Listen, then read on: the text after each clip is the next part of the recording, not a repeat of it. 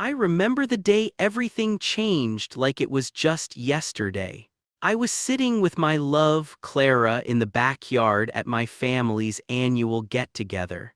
The sun was warm and the laughter of my relatives surrounded us like a comforting blanket. Clara was everything I'd ever wanted in a partner, kind, intelligent, and so full of life. We spent the whole day together, her infectious laughter making my heart swell. I knew she was the one. But as the day wore on, the atmosphere began to shift. A group of my cousins gathered around. They were always the loudest in the room, filled with confidence that often bordered on arrogance. And that day they found their target. "Look at him," one of them snickered, pointing at me. "Falling for the sweet little charity case. What do you even see in her?" The mockery rolled off their tongues like venom. I tried to shake it off, but it felt like the laughter echoed in my mind. I could see Clara's smile falter for just a moment and my heart sank. "They don't mean it, right?" I told myself. "They're just kidding." But within seconds they unleashed a flurry of jabs, barbs aiming straight at my heart. "Honestly, you're nothing without us," another one chimed in, grinning. I wanted to punch back. But instead, I just smiled awkwardly at Clara, trying to deflect the humiliation. "Come on, what's a guy like him doing with a girl like her? He should be grateful she even gives him a chance." They erupted into laughter and I felt my insides twist. Clara looked at me, her eyes filled with empathy. "They don't know what they're talking about," she whispered, placing a gentle hand on my knee. I could tell she wanted me to brush it off, to rise above the taunts. I wanted to, really. But deep down, their words dug deeper than anyone could imagine. That night, after everyone had left, I paced my room restlessly. My heart felt heavy. Those words echoed in my head, spiraling into doubt. What if they were right? What if I was just a loser for loving Clara? The moment I started questioning our love, I felt a wave of despair wash over me. I fought with my family about it a few days later at dinner. "They just joke around," my brother said dismissively. "You know how they are." "How can you just let them bully her like that?" I snapped, my voice rising. "If you actually loved me, you wouldn't make her the punchline." As soon as those words left my mouth, silence enveloped the room. My mom avoided my gaze and my father sighed heavily, his disappointment palpable. This only fueled my frustration. Did they not understand how much Clara meant to me, how their taunts cut deeper than any knife? In the middle of that argument, Clara chimed in, defending me fiercely. "I guess I shouldn't expect much empathy from family who laugh at love instead of nurture it." The way she stood tall in that moment only made me love her more, but it also made everything harder to bear. How was I supposed to fight a battle that seemed unwinnable? As days turned into weeks, the mockery simmered in my mind like an untamed fire. A night of reflection became my turning point. I lay awake contemplating revenge, sweet, innocent revenge. But I wasn't interested in harming anyone. No, I wanted them to feel the sting of regret without lifting a finger to hurt them. As I sat there in the dark, I remembered hearing whispers of my cousin's upcoming wedding planned for the summer. Instantaneously, a plan began forming in my mind. This was my moment, a way to address the mockery. Their supposed day of bliss would become the backdrop for my long-awaited payback. I made a list, each detail meticulously planned out. I needed accomplices, and soon I had gathered a small group of friends. Friends who could see the pain the mockery had brought and understood my desire to set things right. At that moment, it all felt worth it. And so, a scheme began to unfold, one that would disrupt the very foundation of their grand wedding day. They would think they had the perfect celebration lined up, enjoying every minute, only to find it beautifully intertwined with the bitter irony of their past actions. Yes, they would learn what it meant to mock my love. They would pay a price, and I couldn't wait to see their faces. I was ready to take action, to reclaim my dignity, and it all began with a piece of paper and a pen. Those who had laughed would find themselves on the receiving end of the ultimate twist of fate. Little did they know, my heart was now set on revenge. As the initial excitement of my revenge brewed within me, I felt a mixture of determination and something deeper, nervousness. The mockers, my relatives, had made me question everything about my relationship, but now they were the ones who would face the consequences. The plan was taking shape in my mind, and as summer rolled in, I felt the days creep closer to their wedding day. I started to gather more of my friends who had witnessed the mockery firsthand. There was Sarah, who had always been supportive of me and recognized Clara's brilliance. Then came Jamie, a witty guy who loved to make everyone laugh, and finally David, a silent guardian who never hesitated to stand up when it counted. Together, they understood the stakes involved and were completely on board for my scheme. "All right, let's talk details," I said as we gathered one evening at my place, excitement glimmering in our eyes. "Their wedding is going to be huge, and we need to disrupt it, but without causing any real harm." As I laid out my plan, my friends nodded in agreement. Each of us had a role to play, from managing distractions to creating the perfect alibi for the couple. I wanted them to experience the irony of their mockery while still holding the joyous atmosphere of their big day. The days turned into weeks, and soon enough I found myself at the venue, the lavish hall where my cousins had planned their dream wedding. The decorations glimmered in soft pastel colors, the expensive flower arrangements lined the walls, and the air carried a sweet scent that was meant to signify celebration. It was all so perfect that I felt a pang of satisfaction at what was to come. As the date approached, I ensured that the mockers believed nothing was amiss. Clara and I explored the chaotic but amusing preparations, a side of wedding planning that they never showed to public eyes. I watched from a distance, snickering at how everything seemed to revolve around my cousin as if she were the world's most celebrated bride. "I can't wait to see how this turns out," I told Clara, who remained blissfully unaware of what I had in store. "Have you thought about how they'll react?" she asked innocently. Her eyes sparkled with love and trust as they always did, but I couldn't discuss my plan with her. She deserved joy in her heart, not the burden of vengeful schemes. So, I continued to lead her along the path of blissful ignorance while secretly planting the seeds of my plan. Little by little, I orchestrated the entire event from the shadows, ensuring that everything looked as perfect as it should. Each conversation I had with my friends was laced with laughter and anticipation. I felt a freedom in knowing that I was in control. The day of the wedding arrived, and with it came a whirlwind of emotions. The atmosphere was charged with excitement, filled with laughs that rang out loudly like a symphony echoing the unreality of what was about to ensue. I took a deep breath, knowing that everything was falling into place. Guests arrived, dressed to the nines, gushing compliments over the couple.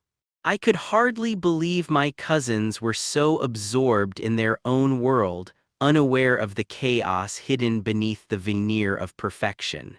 The jesters were about to become the jested. Behind the scenes, my friends positioned themselves strategically.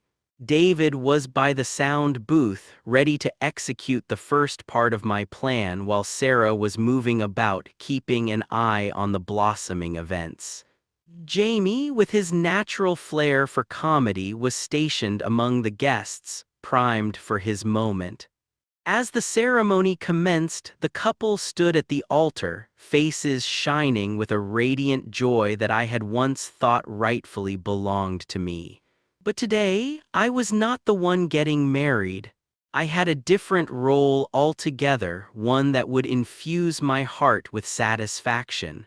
The first mishap arose when David adjusted the sound system and, unbeknownst to the couple, it cranked to life abruptly. "Ladies and gentlemen," he announced playfully, "hold onto your hats. This wedding might just be the highlight of the year or one great unforgettable disaster." Laughter erupted from the crowd as the oblivious bride and groom stood stunned. Clara was not with me, and I knew she would be shocked if she heard the ruckus. I had made sure not to drag her into my world of chaos, if only to keep her untouched by my schemes. As Jamie began to navigate humorously through the events of the ceremony, a tidal wave of comic relief flooded the hall. Guests, who once regarded my cousins highly, began whispering amongst themselves, commenting on the absurdity of the moment. I felt guilt creep in momentarily, but I remembered how they had treated Clara and me, and I pressed forward. And then, as if scripted by fate itself, everything spiraled downwards as the flower girl tripped over her own feet, sending a cascade of roses flying across the aisle. Tentative chuckles transformed into roaring laughter. Everyone joined in as my cousins' faces filled with disbelief. I couldn't deny the vindication welling within me. "Watch it. That might be the highlight of this disaster," Jamie quipped, as I caught sight of my cousins' faces morph from confusion to embarrassment. My heart raced with exhilaration. As the ceremony continued, subtle hints from my friends discreetly built the atmosphere of chaos. Even the florist's bouquet intended for the bride suddenly went missing, a planned stunt by David, of course. Was it petty? Yes. But did they deserve this? Oh, absolutely. At that moment, as I observed the laughter and chaos blooming around me, I couldn't help but smile. The ridicule had transformed into embarrassment, and I was in the unique position to revel in that unfolding moment. Who would have thought that the mocker would unwittingly become the mocked? The solemnity of the day faded into a mirage, and I was left standing in the corner. I savored the panorama. The mockers were loomed over by their own arrogance while I watched Clara from a distance, her eyes shining, appreciating the ridiculousness of it all. I knew I had to confront them soon, but for now it all felt just right. As the ceremony hit a fever pitch of awkwardness, I hoped whatever came next would just mean a crash of revelation for everyone in that hall. The stage was set, the players were in place, and the chaos was only just beginning to unfold. It felt like destiny and revenge were intertwined, and I was finally ready to see it all come to fruition. As chaos erupted at the wedding, the atmosphere shifted. Laughter had morphed into a cacophony of confusion and surprise. I could hardly contain my glee as the situation spiraled exactly as I had planned. My cousins, who once felt invincible in their mockery, were now at the mercy of their own hubris. Just as David's announcement bounced throughout the hall, guests murmured uncertainly, and confusion swept through the bridal party. But that was only the beginning.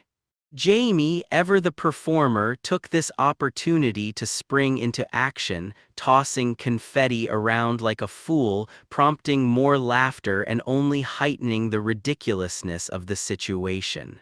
My cousins fumbled, faces flushed with embarrassment as they struggled to regain control. I watched, both horrified and exhilarated. Then, just as I had hoped, my other friend Sarah kicked things up a notch. "Can we get a little less bridezilla?" she yelled playfully, breaking the tension. The wedding planner can't possibly be doing a great job with all these hiccups. The guests burst into laughter. My cousins were losing their grip and I was reveling in every moment. But that's when Clara decided it was time to step in. She had been standing off to the side, her eyes wide, taking in all the disruption. "This isn't funny," she called out, her voice cutting through the chaos like a sharp knife. The crowd quieted, focusing on her. I felt a rush of anxiety. They may have made jokes, but this isn't what I wanted. "Babe, trust me," I whispered from afar, but she was already making her way to the front. I sensed the momentum shifting and my heart raced. Standing tall, she continued, "You're all laughing now, but let's remember the jokes that were made here today." Her voice rang with a mix of firmness and heartache. "You mocked his love, made him feel like he was less than, and now you're drowning in the consequences." The guests started murmuring in agreement, no longer siding with the mockers but turning their attention toward the truth. Clara turned her gaze towards my cousins and I watched as the color drained from their faces. "Mocking someone you claim to love doesn't just hurt them, it cheapens the very fabric of what love is supposed to be." She paused, letting her words sink in, and my heart swelled with pride. Was this the moment I had been waiting for? Not just revenge, but a display of true love against mockery. Cheers and claps erupted from the crowd, and I could see some of the wedding guests who had their doubts all along, nodding in solidarity. The bride looked mortified. "This is my wedding," she spat, frustration evident in her tone. "You shouldn't even be here." She sought to regain control, but the damage was done. The more she tried to defend herself, the more people began to openly criticize her and her fiancé. "Why don't you remember, you laughed at his love, treated him like a punchline. And now you want to play the victim?" shouted one of the guests, echoing Clara's sentiments. The floodgates opened, stories of their mockery came pouring forth. It turned into an impromptu intervention. My cousins had become the focal point of the ridicule they had previously inflicted. As the chaos sorted through emotions, I watched from a distance, heart pounding. I couldn't help but feel a mixture of satisfaction and empathy. All along, I had planned this moment for myself, yet here was Clara, standing up for me and confronting the darkness that had gathered around our love. As the emotions simmered down, my cousins were hit hard by the reality of their situation. Exposed and ashamed, they stood in silence while guests slowly trickled away from their side. Their facade of invincibility shattered at long last. I felt a weight lift off my shoulders. They were learning that actions and words have consequences, especially those that wound deeply. And in that moment, my friends David, Jamie, and Sarah gathered around Clara and me, celebrating in solidarity for a love marked by resilience and strength. As I looked at her, her warm smile cemented my decision to claim what was rightfully mine. Love, true love, rose above humiliation. After the guests had dispersed, the mockers were left to grapple with their ethical missteps. I saw them huddled together, whispering, still in shock. As though struck by lightning, their memories of their past remarks haunted them, leaving them frozen and unable to continue their charade of happiness. I felt empowered knowing they would think twice before mocking love again, at least not without consequence. I approached where Clara stood, wrapping my arms around her. "Thank you for standing up for us," I whispered, my eyes reflecting gratitude. "I should have done it myself a long time ago." She smiled softly. "You were just waiting for the right moment. But remember, love doesn't need to seek revenge. It speaks for itself." Her words resonated deeply within me, and for the first time in a long while I began to feel whole again. Months passed after that fateful day, becoming a pivotal turning point in our lives. The mockers faced the aftermath of their actions, learning that not all jokes are harmless. They found it hard to rebuild their images. Years of mockery couldn't be erased with a simple apology, but Clara and I flourished. Our bond deepened, built on honesty, respect, and the recognition of the pain that had once threatened to pull us apart. We often reminisced about how far we had come and how love can weather any storm, but we never forgot the lessons learned along the way. True love doesn't seek revenge through malice.